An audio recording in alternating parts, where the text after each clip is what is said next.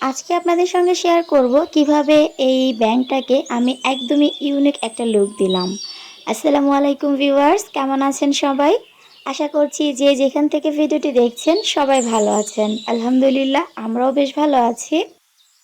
আজকে বসে পড়লাম আমাদের সঞ্চয়ের যে ব্যাংকটা সেটাকে একটু সাজুগুজু করাতে। এই ব্যাংকটা আমি কয়েকদিন আগে কিনেছি, তবে এটার কালারটা আমার একদমই ভালো লাগছিল না। তাই ভাবলাম এটাকে নতুন একটা লুক দেয়া যাক। শুরুতে আমি হোয়াইট কালার করে নিয়েছি আর তারপর একটা বেবি পিঙ্ক কালার করে নিয়েছি। আজকে এটাতে আমি আর্টের কোনো কাজ করব না। হঠাৎ মনে হলো এটাতে একটু ভিন্ন কিছু করব, মানে টেক্সচার আর্টের একটা কাজ করব। আমি আজকে লাইফের ফার্স্ট টাইম টেক্সচার আর্টটা ট্রাই করছি। যদিও কাজটা খুব একটা ভালো হয়নি, যেহেতু প্রথমবার করেছি, তবে যতটুকু হয়েছে আলহামদুলিল্লাহ। টেক্সচার আর্টটা করার জন্য যে পেস্টটা আমার লাগবে সেটা করতে বসেছি। তো এখানে আমি কিছুটা হোয়াইট সিমেন্ট নিয়েছি আর এখন নিয়ে নিচ্ছি ফেভিকলের যে আঠা সেটা। এখানে আমি পুরো 1 চা চামচ আঠা নিয়েছি আর পরিমাণ মতো পানি দিয়ে এই পেস্টটা আমি করে নিব। এখানে কিন্তু অবশ্যই হোয়াইট সিমেন্টটাই ইউজ করতে হবে, তা না হলে কাজটা কিন্তু হবে না। আর টেক্সচার আর্টের এই পেস্টগুলো কিন্তু আপনারা কিনতেও পাবেন, এগুলো দোকানে কিনতেও পাওয়া যায়। তবে আমার মতো যদি ঝটপট এভাবে বাসায় বানিয়ে নিতে পারেন তাহলে আর এত টাকা দিয়ে আপনাদের কেনার কোনো দরকার নেই।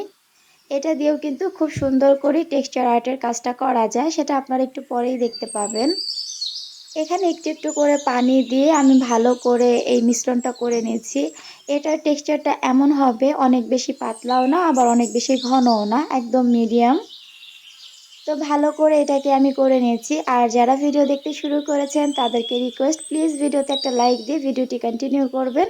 ভিডিওটি দেখার পর কোথাও কোনো অংশ ভালো লাগলে চ্যানেলটিকে সাবস্ক্রাইব করে আমার সঙ্গে থাকার অনুরোধ জানাচ্ছি।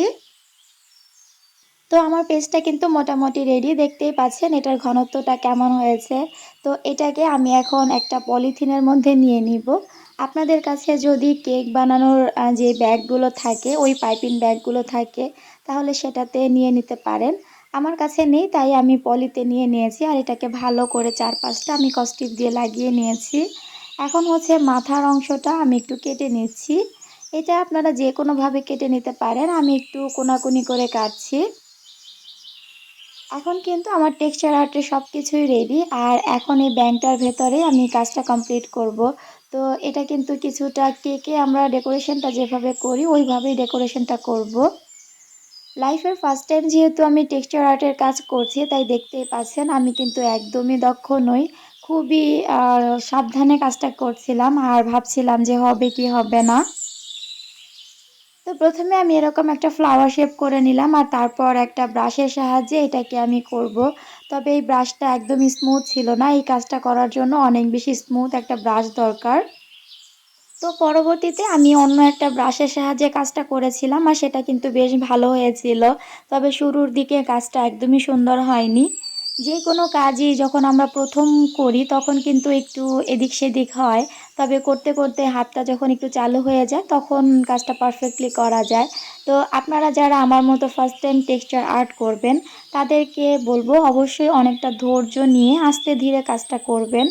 এই কাজটা অনেক বেশি তাড়াহুড়া করলে ভালো হয় না, একটু আস্তে ধীরে ফিনিশিংটা আনতে হয়। আর যদি স্মুথ একটা ব্রাশ নেন সেটাকে একটু ভিজিয়ে নিলে দেখা যাবে যে কাজটা করতে অনেক বেশি ইজি হয়।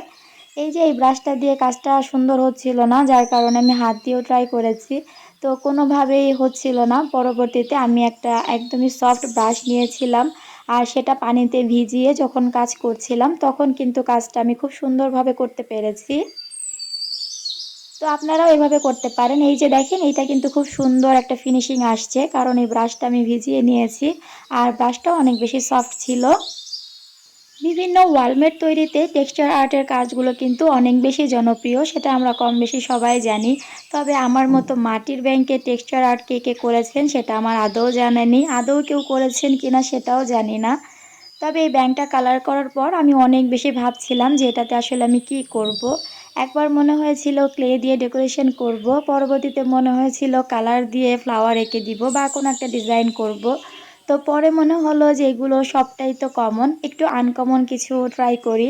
এ কারণেই হঠাৎ মাথায় এই টেক্সচার আর্টের ভূতটা চাপলো আর সেটাই এখানে অ্যাপ্লাই করে নিলাম।